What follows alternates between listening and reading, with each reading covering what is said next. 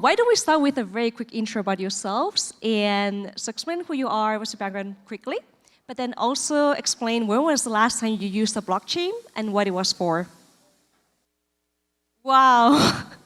Okay. This is really hot panel. Quiet. You? That's supposed to happen? I don't know. Okay. It's totally planned. Who wants to start? Quick intro to yourself and explain when was the last time you used a blockchain and what for. I'm Nick. I'm building Celestia, which is the first modular blockchain network. And I'll be speaking tomorrow, so stop by my talk at noon. Last time I used a blockchain was actually, I used Osmosis, and I was compounding my staking rewards. Hello, my name is Sunny. I work on Osmosis. It's a DEX built on Cosmos. Last time I used a blockchain was today. I bought some Axelar tokens on Osmosis. I'm Ethan. I'm a Tendermint engineer. I'm still reeling from that full frontal assault on my my life's work, the last talk. So, really appreciate that. Last time to use a blockchain was a couple weeks ago. I think I signed an auth-z transaction to enable cephalopod to. Oh, hello. I got censored. Blockchain was right now to overcome this censorship of my microphone. I missed that. Cephalopods what? To grant auth-z so that cephalopod could vote more easily. Okay, cool. Hi, I'm Susanna. I work in the IBC team as the product lead. I'm relatively new in Cosmos compared to pretty much everyone else here, but I'm very happy to be here. And the last time I used the blockchain was actually my friend staked all of their Osmo and couldn't unstake it, so I sent them some Osmo so that they could actually unstake. I'm Adrian. I've been working on blockchains for a while at this point. Last time I used the blockchain was actually like 2 days ago to act as a relay into the Swiss banking system. I receive USD and I send Swiss francs. Money transmitter. In a very small capacity, not a money transmitter. Okay, awesome. Cool. Just a quick rule. When I ask questions, I think not more than 2/3 can agree at all times. So, make sure that somebody at least disagrees. Anti-consensus. Yes, exactly. The typhoon consensus. All right, cool. So it looks like recently we have very quickly moved away from the idea of there's going to be a world computer, one blockchain that dominates everything. Bitcoin's going to rule over everything. We're going to price milk in Bitcoin or in ZEC or whatever. And so what are you guys' thoughts on are we in the multi-chain world or the interchain world? What is the difference there? I mean, I'll take the opposing view. If you look at the actual value, still a lot of stuff is just happening on the world computer, as in Ethereum. I have to say, though, that personally I think this is going to change pretty rapidly in the coming month. But currently, we still very much live in a single blockchain to rule them all world. I think, I feel like, we've moved away largely from this world computer view. I think the question that is still open, I think the new interesting question is there a single settlement layer or many settlement layers? So, Ethereum has basically switched into this multi-chain view with their whole roll-up system, but their whole philosophy is, we're still going to have a single final settlement layer, which is the Ethereum base chain, while I think Cosmos takes the approach that, no, every chain is its own settlement layer for its own native assets and its own state. So I think the world computer is a dumb metaphor, and I'm personally an advocate of the community computer, and I think we're undergoing a community computing revolution, and Celestia is the kind of end state of that revolution potentially, and I compare this very much to personal computers and mainframes. Mainframes, the personal computing revolution was well underway, but mainframes were still quite dominant, and in a similar way, the community computing revolution is well underway, but the mainframe community computers, we could say, are still somewhat dominant in the form of Bitcoin and Ether or Ethereum, and that will start to change. I mean, I think sort of the best analogy why I think we're going to leave this mainframe world and going to move to local blockchains is simply because, like, no one in Europe currently likes the idea that all their social networks are controlled by like 3 US tech companies. Like, my parents don't trust the US financial system, but for some reason, like, their security is checkpointed into that financial system. It seems very unlikely that once we've rebuilt this entire stack, that we're going to end up in a world where we all checkpoint into global ETH. People want to control their own security domains, and people want to control their own financial systems. To extend Ethan's metaphor about the community computers and like mainframes being sort of like the dominant form of community computing right now, Celestia's vision is that rather than every community computer kind of operating in its own server, its own like hardware, its own network, that we can build things that are sort of analogous to cloud computing for Web 2, where there's shared infrastructure, very scalable, affordable, on-demand infrastructure for people to deploy their Web 2 apps. We can build a similar system for Web 3, where there's a shared sort of data and consensus network on which any community can quickly deploy their own community computer.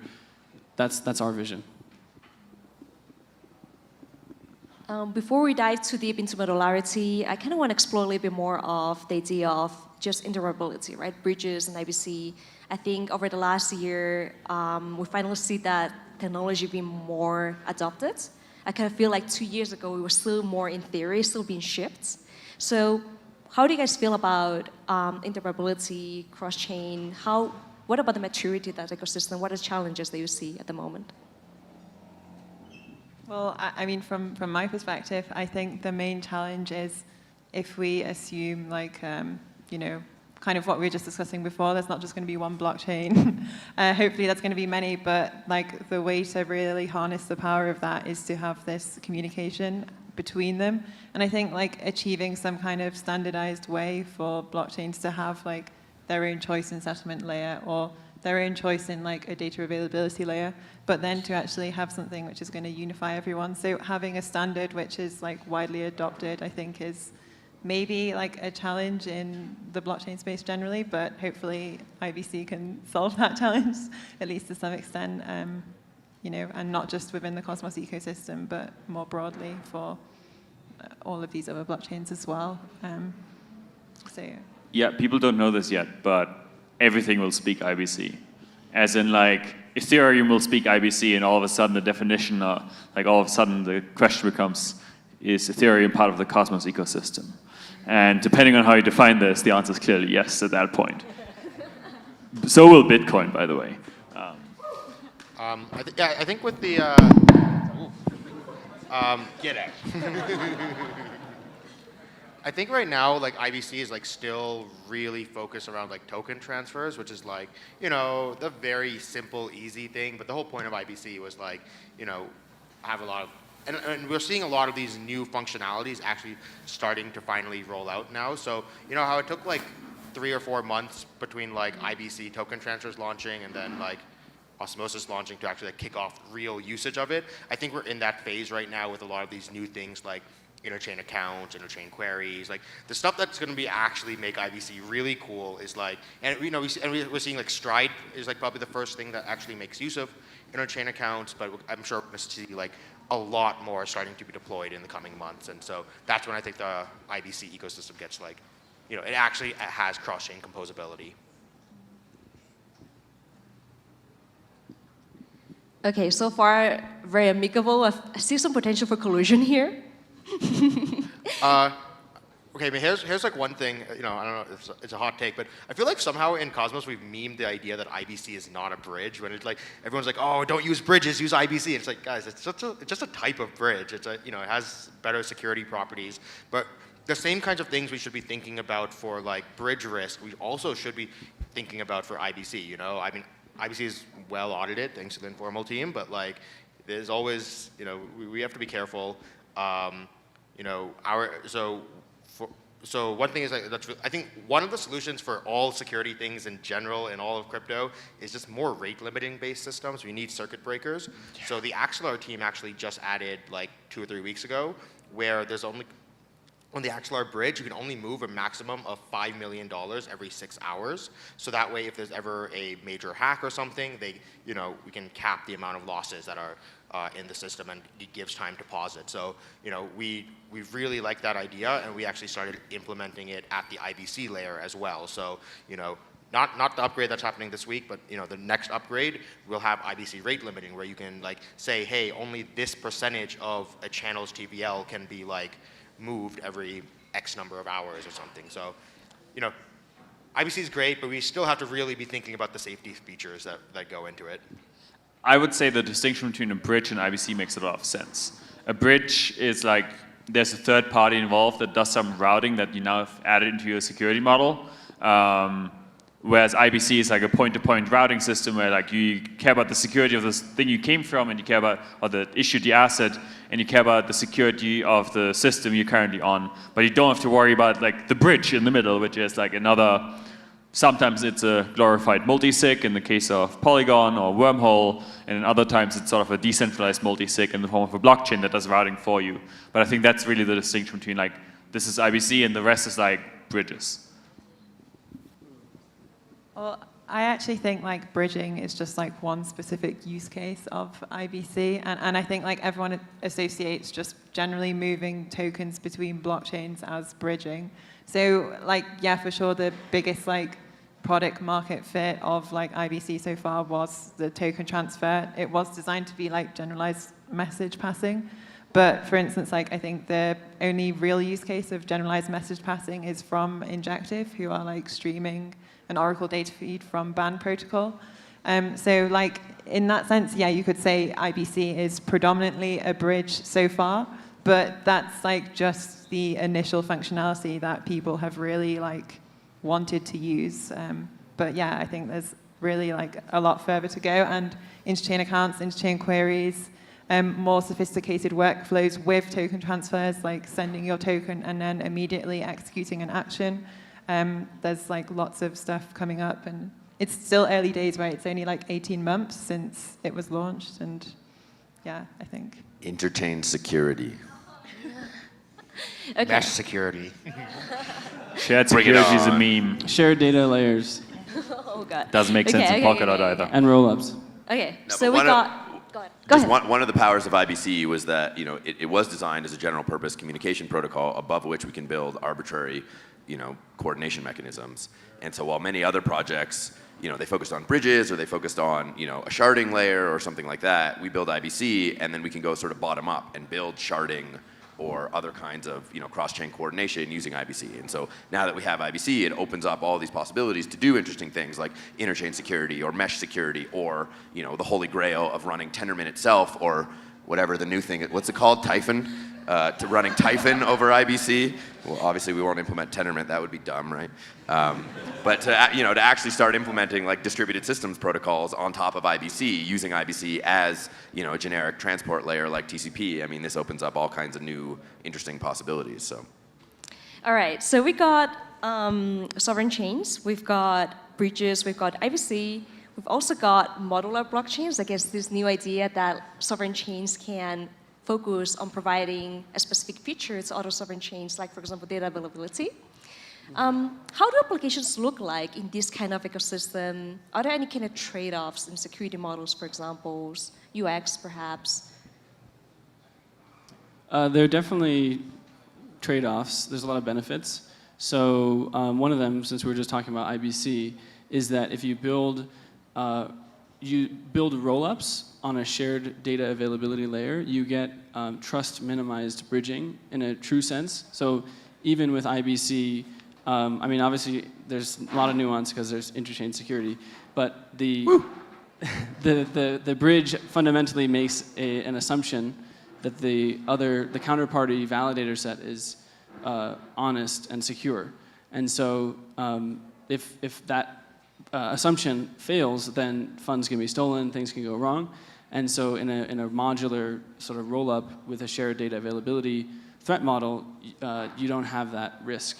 Of course, there are other risks and other challenges, like you have to build the execution. First of all, data availability layers don't exist yet. We're building, hopefully, the first one. And then roll-ups are also challenging because you have to make the execution of that roll-up fraud provable or validity provable.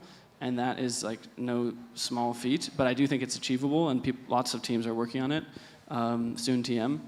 So that's one of the big advantages, I would say. And the other advantage of a modular setup is that you can reduce the bootstrapping cost for launching a new chain. Again, interchain security does the same thing, but in a different way. But essentially, with a roll-up, you don't have to create a new consensus network from scratch. You just have to deploy, like you have to have a sequencer that it basically acts as like the block builder and proposer.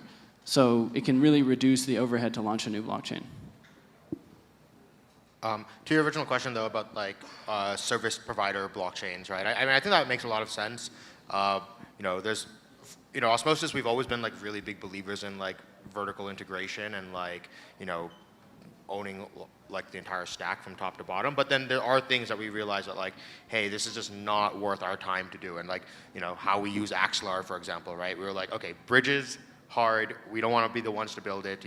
There are a lot of projects that maintain their own bridges, and we're like, you know what, that's a lot of work. We're gonna like outsource that, but like build really close partnerships with like with these service providers. So we ended up doing something similar with lending as well, right? We were building our own lending protocol called Isotonic, but then the opportunity to just like work very closely with the Mars team, and it was just like such a good fit that we abandoned ours and like build just closer relationships. So I think having these like pieces of the stack come from other chains makes a lot of sense to me. I think sort of the counterpoint to this is that as a user, if blockchains service other blockchains, your security model from a user perspective becomes incredibly complicated, because now you not only need to think about what the security model of Osmosis is, but also you sort of have this joint security model of Osmosis plus Axelar if you touch specific assets on Osmosis. So actually, I can see why individual blockchains may not want to be service providers to other blockchains, but rather individual blockchains run the entire stack in their own security model. So as a user, you very much know which security model you're interacting with. And what ends up roaming is like users roam between different different security models. So like there could be Osmosis in Mesh security fixes this though, right? Because then Osmosis and Axelar both have the security of both of their tokens combined. To some extent, yes, this fixes it. But then the thing is, now you just created a new blockchain, which is this joint security model. I would say that from a sort of a more practical perspective, like what's easier to understand from a user perspective is like, I care about this specific architecture, but I want this in a different security setting. Like I may want like an Osmosis-like feature set controlled by my local government because I trust my local government, right? Or the corollary to this is like, I may live in Argentina and I don't trust my local government, so I want global Osmosis security, or whether it's Osmosis plus Axelar security. But I think we should like be able to very differentiate the idea of architectures from security models, because it makes it easier for end users to think what they're actually getting into. This is why, like, if there's only one global security model, everyone is now forced into this global security model. So I think a better UX perspective is that like users roam between security models, and we don't just have one global messy security model. Who are these mystical users that are capable of reasoning about security models in this way? Wallets do it on... Are they in this room? I think that the wallets do it for the users, right? Like, I think the onus is on wallets to like provide like proper security recommendations to their users. It's like, when you use a wallet, you don't think about like exactly how much gas to put in or something, right? It's like the wallet just tells you how to do it. I do think about that. To be fair, I would say that everyone in this room has a very clear notion of local security models, because as soon as you step foot onto a plane, you like change your local security model, and everyone is very well aware of this. So actually, I think this comes much more natural to people than we think, if we sort of bring the right analogies also into the blockchain space, where people can understand that this is like very much like, oh, you picking up your passport and you're going to a different country. Now you're in a different security models and different things may apply.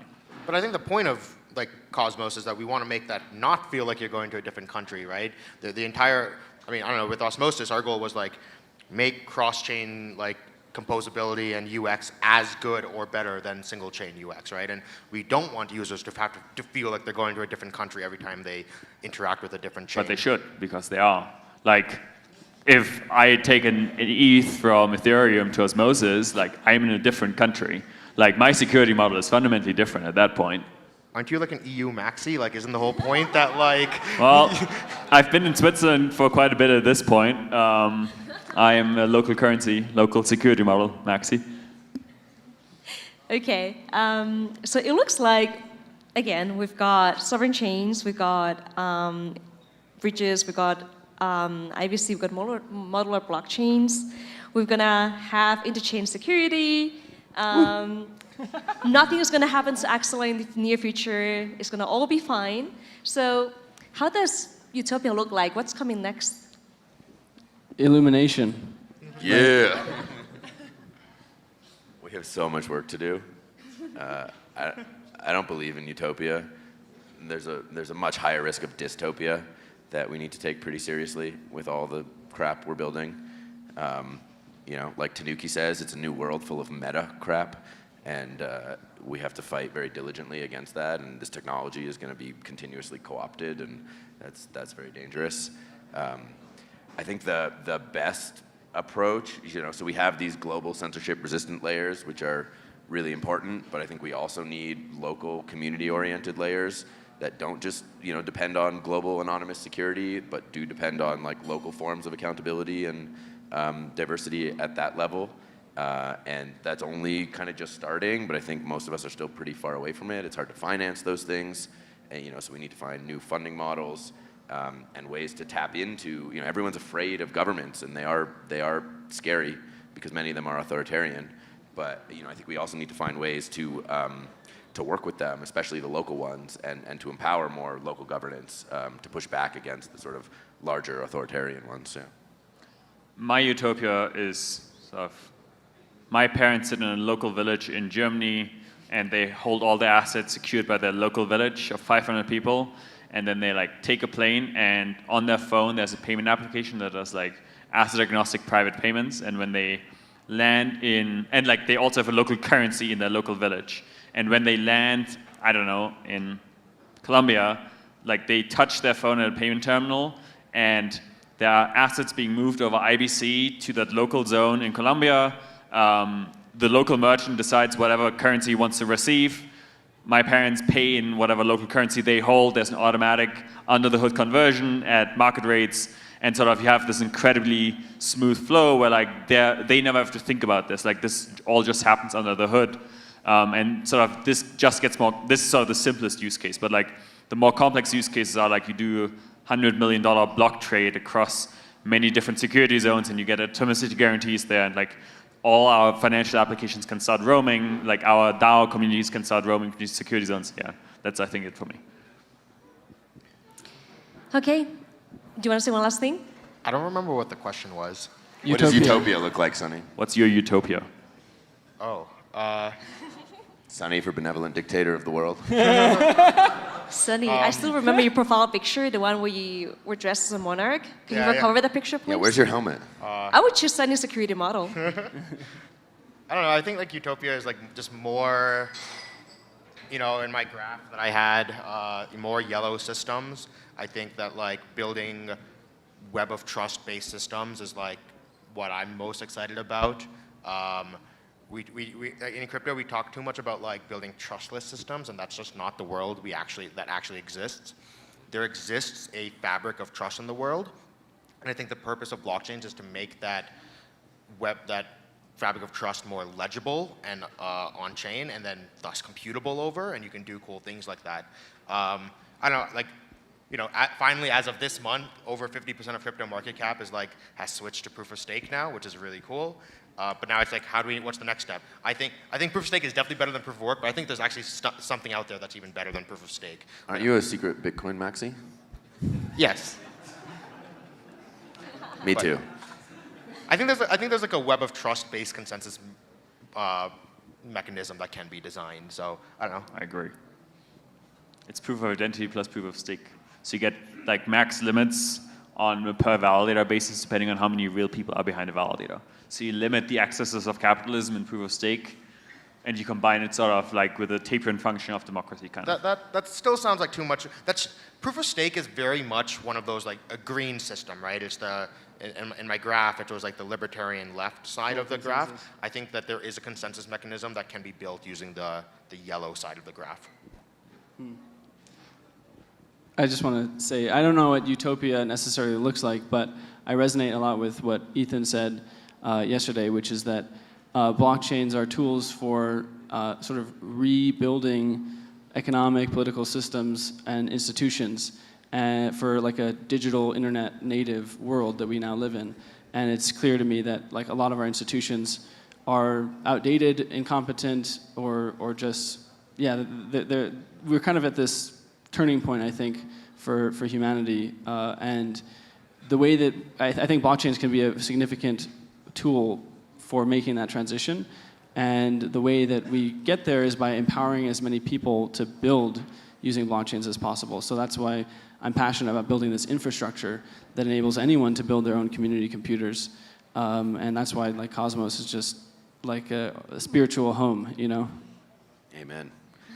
The other thing I just want to add though is there's so much of this space is obsessed with ideas around liquidity provision and like almost taking liquidity for granted as like a free good.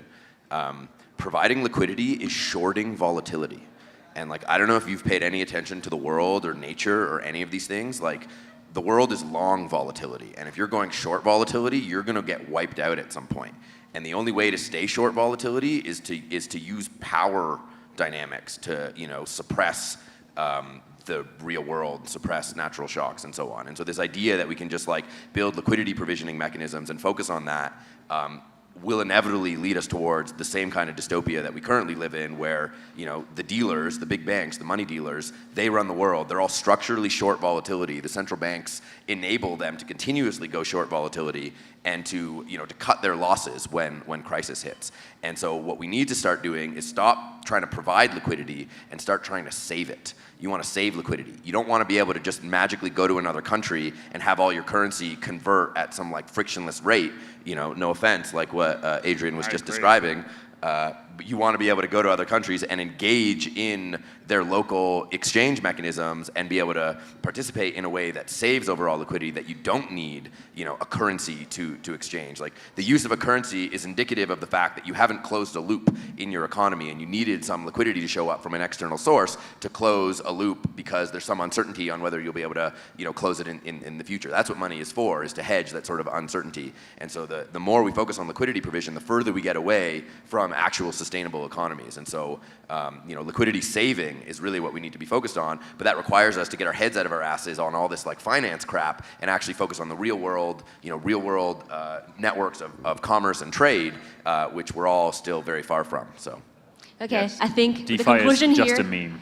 Yeah, that's true, but I think conclusion here is that Ethan is a big fan of pool of money. Yeah, we call it Check it out. collaborative finance, CoFi. Also check out the Anoma vision paper. Also talks about this, pretty cool.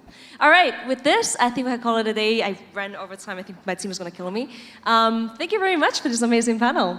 Woo! Thanks, everyone.